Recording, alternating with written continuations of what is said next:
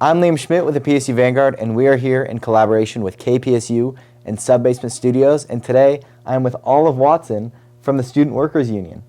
Hello, I'm happy to be here. And voting for recognizing the PSU Student Worker Union has started, and we just wanted to ask some questions so people could better understand what the union is. So what is in the union, and what are the current goals for the union? So the union is all of us. First of all, it's every undergraduate student worker on campus or everyone that falls into that bargaining unit. For example, maybe you work at Helen Gordon and you're a grad student, you would still fall in that bargaining unit. There are some exceptions, but basically undergraduate student workers make up our union. All undergraduate student workers are able to become members, except for, at this time, those who receive ELSA grants for reimbursement. We'll touch on that a little bit more later, though. Basically, if you have a student worker job, you're eligible to join us, whether you are a domestic student, an international student, just working part-time, working two jobs, basically anyone. Yes, that was going to be my first question. Who classifies as a student worker? How would that look for students with ELSA grants? Because a lot of us here do work with ELSA grants, and how would that look like as part of the student union? Yeah, so with ELSA grants, unfortunately, because you are getting paid through a grant reimbursement, you don't fall under the current bargaining unit for a bunch of legal reasons, I guess. But the ELSA grants, though, the people that receive those, they can be added into our bargaining unit through something called accretion. That is ACCRETION, and I'm not sure if I said that correctly, but that's a process. You spelled it correctly. Thank you. I appreciate that. I tried very hard. That's a process basically where we can add in more groups of workers on campus into our larger bargaining unit. For example, something sort of similar happened with the University of Oregon, where at first their resident assistants, or RAs, were not accepted into their bargaining unit because of university policy, but they were able to challenge that. I'm not sure if that was the accretion process, but that shows us that it's possible to challenge who is currently in our unit to be more inclusive of all types of student workers. And another question on that inclusion, how will students that have federal work study positions be impacted by this? Will that classify as the student workers? I don't believe so at this time, but again, that is something that we could add into our unit at a future time as part of our bargaining process. And international students will still be part of that, the ones that are working with a student worker visa? Yes, student workers that are international students are absolutely included in this bargaining unit, and they are absolutely encouraged to vote and to voice their concerns to our student worker union. They are a significant part of our campus. We have over 2,000 international students here, and a large percentage of them are student workers as well, because not everyone is receiving enough financial support from home to be totally comfortable and might need that additional income, right?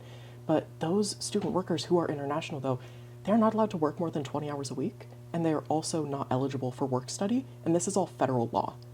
And so the best thing that the union can do is, because it's federal law, perhaps we can't push back on them not being able to work more than 20 hours due to their visas, right? But we can push for better pay for them, so maybe they're still making more even if they're not working more. And we can also push for more support for them as community members at the broader scale, because of course these are the people that are maybe at the highest risk for some of the socio-political issues that we're seeing recently, such as like ICE entering our communities and stuff like that. Like, these are people who maybe are not citizens and therefore are a higher risk for that. And the question about the money is something that a lot of people have been asking. Yeah. Where will the money to pay the workers come from?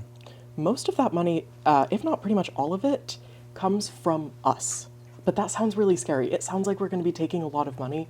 We're really not. First of all, our own bargaining unit is nearly 2,000 people. So that's already a lot of people that would be contributing to this whole funding the union thing. But SEIU itself, or the Service Employees International Union, our parent organization backing this union effort, also gets those union dues, those payments from workers, from tens of thousands of other people. And so we're really not asking for very much money because we have so many resources in such a big community. According to the SEIU website on behalf of the Student Worker Union, we've got a little FAQ that I hope will be linked with the publication of this.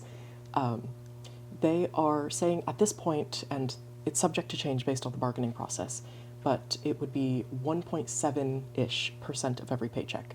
Maybe you're making $500 per paycheck, that's $9. So basically we're looking at between 1 to 2%, ideally taking less than like, I don't know, $30 from everyone every month. Because as student workers, most of us are getting paid once a month in the first place. So the money that we're taking is very, very small from that. Yeah. And the Not goal really would be concerned. to increase the salary of student workers by Yes. more than what would be taken away from them. Yeah, exactly. Yeah, and I've got a little bit of math here as well. So if anyone is concerned about that, I can share that perhaps you work 20 hours a week and you make a wage of $18 per hour. And then you're paying like 1.7-ish%. That would be around $30 out of your paycheck of over $1,400 before tax. And after we take out that union due amount, you are still over $1,400 before tax. It's such a small number, it's such a small amount of money that it really doesn't impact your broader paycheck, but it surely impacts your experience as a student worker. And for the student workers who are content with their jobs right now, how would you say that this would benefit the student population as a whole rather than just as an individual? Well, we need people to look to, right? We need to know what a like functional work site looks like that has like satisfied workers, that has like good communication, good transparency, right? And so if you're a student worker and you're experiencing that at your work site, I'm happy to hear that, genuinely. And I want to hear from you specifically because we're trying to model all of the work sites after these really functional and successful ones, right? And there are lots of really good work sites with lots of really happy student workers. I mean, I've really enjoyed being a student worker at PSU. I don't have a ton of complaints about my own jobs, but I still want a union because that's not true for everyone. And I would like for more student workers to have more positive experiences based on the experiences of others. And because they have so many varying needs, how would the union see that all of the needs, or at least a lot of needs for the vast majority of students would be met? Through representation, definitely. The bargaining unit is all of us, right? And then there's a bargaining team and also a contract action team. And those are some of the primary vehicles of leadership within the student worker union when we start that bargaining process after legal recognition, which is coming soon, hopefully by April. We're really hoping, it's looking very good. But once we start to build those structures of representation of leadership, we need to put the people in those positions, right? And so if you feel like you have a really niche work site maybe, and you really are worried about how the union's going to impact it, that's the type of person we want to step up as a leader, to say like, oh, this change might sound really good for these work sites, but it doesn't work for mine. Here's how we can make a compromise, perhaps. Like, we need our representation within our union to reflect the diversity of student worker experiences that are actually happening on the ground. Have you guys been able to find that representation already? Is that something that, I know the union is just now starting up. Have you been able to find that level of representation that you're looking for? I would say yes, definitely. We have people from dozens of different work sites and from many different unique backgrounds that come to our meetings even like every week. We have people that are like active organizing every single day, and all those people have different majors, work at different work sites, have these different like backgrounds and experiences and identities. Like, I don't share a ton in common with everyone that I organize with, except that we're all passionate about bringing positive change to campus. And honestly, just as a cherry on top, the people that I'm organizing with and myself, a lot of us are not even going to see the positive changes right immediately once we get recognized, because we're going to graduate, or maybe we'll change to a different job. But we all still share the passion for bringing a more positive future to campus, and that's why we're doing this work. And because the Student Workers Union is so new and you are just now voting to get recognized, there have been other student worker unions at other universities in Oregon, like UOs. Yes. I know they were on strike last year. Have you been able to speak with any of the people from UO Student Worker Union or any of the other student worker unions in Oregon? Yeah, definitely. I have some friends in the UO Student Worker Union, and we have also just kind of been following the stories of other unions on a more national scale. Because the work that we're doing, the stuff that we're like fighting for, the specific like statistics that we're using to start to make our decisions to build our arguments for bargaining, those are based on the successes of other unions. They're not just like, you know what, everyone should be making $20 an hour because we feel like that feels better. No one is saying that. We're looking at maybe like Western Oregon. We're looking at the ones up in Washington. We're looking at Dartmouth, for example, $22.60 an hour for dining workers, excuse me. That's possible. They did that there. And it was successful. Like, that's something that we can bring to PSU, is that type of work where, as long as we're like fighting for it, we've got the people behind us, and it's what the people say that they want. That's what we can do. Yeah. And the same way that there were at UO, and it's something that happens frequently at other student worker unions, there have been talks of potential strikes, and what would strikes look like, and what would cause one? Well, there are a couple different types of strikes. There are economic strikes, which tend to be about like wages and payment, stuff like that. Those usually have slightly less legal recognition than a ULP strike, or an unfair labor practice strike. That happens when there's been some sort of issue at the workplace, like perhaps like discrimination or an unsafe working environment, or maybe they're just like understaffing, under-resourcing, all that kind of stuff. And then they go on strike to demand better conditions. In the sense of a ULP, or unfair labor practice strike, the legal protections that you get there is that they're not allowed to fire you. They have to reinstate you in your position when you come back from striking. And so if we were to strike as a student worker union, which currently is not a conversation we're really even having because we're not even recognized, but if we were to strike, we're considering these legal protections, right? We're not striking randomly. We're not striking because a couple people from one work site got really mad at their boss one time. We're striking because perhaps student workers are reporting to each other in this union context that all of them are feeling, oh, there's some sort of discrimination at my workplace, like there's a lack of communication, we are all experiencing some sort of issue, we all need to come together in solidarity, sort of thing. Or maybe it isn't all of us, maybe it's just half of the work sites. But how are they going to make any meaningful change unless everyone stands up with them? So that's what the strike is really about, is getting everyone that's a student worker, everyone that's in our campus community, to stand up and walk out together, to say that everyone who is working here deserves better conditions.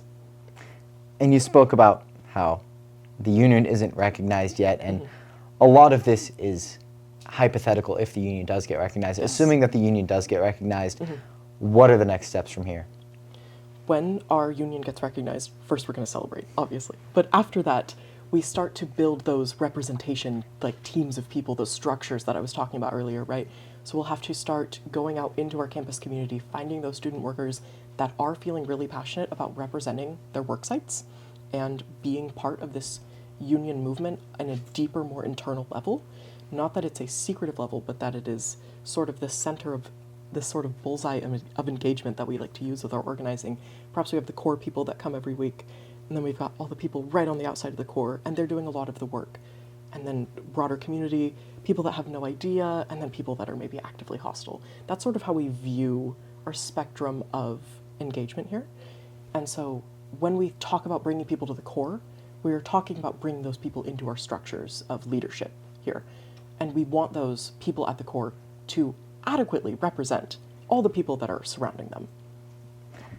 And before we finish up here, do you have any closing thoughts? And for students that are interested, where can they find more information on the student union? Yeah. I mean, I'll just share that I'm a student worker here. I work at the Helen Gordon Child Development Center. I'm also a peer mentor with University Studies, and I've been an organizer with the Student Worker Union for nearly a year now, but it has been a multi-year process. It got started before I was here. It'll continue after I'm gone. It's going to become a core of our attitudes towards labor in our university.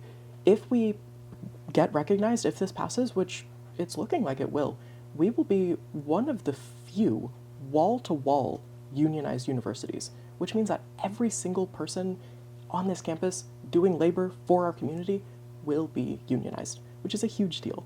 That's fantastic, because that means that these unions as well, they create coalitions with each other. They attend each other's bargaining. There's solidarity here. So when the student workers, as the largest labor force on campus, and also the only currently unrepresented one, as they start to come together with that sort of union support, and also extend that support to other unions, this is going to uplift adjunct faculty. It's going to uplift classified staff. It's going to uplift other student workers that are not currently recognized as we fight to recognize them. You know, so I'm just really excited to see this this missing piece in the labor atmosphere at PSU when we finally go wall to wall. Well, sweet. I'm excited to see what happens, and Yeah. thank you for coming by. For sure, yeah, and I'll let you guys know where to find us as well. I would say the best place to go to get updated information is our Instagram. It's at PSU Student Workers. We also send out emails and stuff like that, so you can get on an emailing list if you reach out through our Instagram. Other than that, we do some tabling in the park block sometimes. We've got our union room in the basement of FMH, that is in room B134. And there we often have office hours, union cafes, stuff like that. Lots of time where our doors open so that all student workers have the opportunity to come in and ask their questions. We're aiming for transparency. We're really trying to get all this information out there. And it's posted, it's everywhere. You've probably seen flyers. We've probably come to your work site. Sorry if we weirded you out. We're just trying to help. There are lots of opportunities for you guys to get involved, and our door is always open. Well, sweet. Thank you so much, Olive. Thank you. Thank you for having me. Of course. We good? Is that a wrap?